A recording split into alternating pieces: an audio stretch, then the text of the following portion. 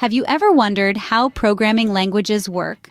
They're essentially a set of instructions that direct the behavior of machines, especially computers. Imagine them as the secret codes that enable us to interact with technology. There's a vast array of these languages, each with its unique strengths and peculiar weaknesses.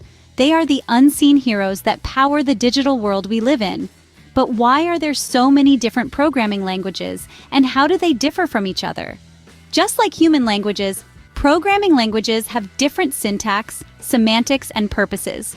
Let's dive into this a bit more. To start, we have high-level and low-level languages. High-level languages, such as Python, are like your friendly neighbor, easy to understand and interact with. They are designed to be more user-friendly and readable, making them a great choice for beginners.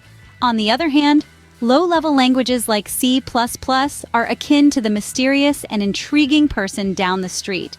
They may be a bit trickier to understand, but they offer performance benefits. They can interact directly with the hardware, leading to faster execution times. Now let's shift gears a bit and talk about statically typed and dynamically typed languages. Picture a strict school teacher. That's a statically typed language like Java. These languages require you to declare the type of data for a variable, and they'll hold you to it.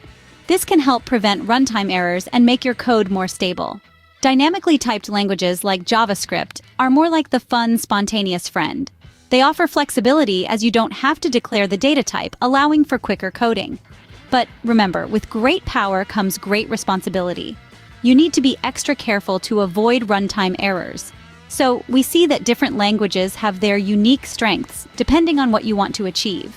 So, how should you choose the right programming language?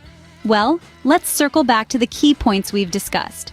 We've explored the difference between high-level and low-level languages. High-level languages are easier to read and write, while low-level languages offer more control over the hardware. We also touched on the distinction between statically typed and dynamically typed languages. Statically typed languages check the types of variables at compile time, whereas dynamically typed languages do this at runtime. Now, choosing the right programming language isn't a one-size-fits-all situation. It's like picking the right tool for the job. It depends on several factors such as the specific requirements of your project, the performance needs, and of course, your familiarity and comfort with the language itself. Remember, no programming language is superior to others. It all depends on the task at hand. So keep exploring and keep coding.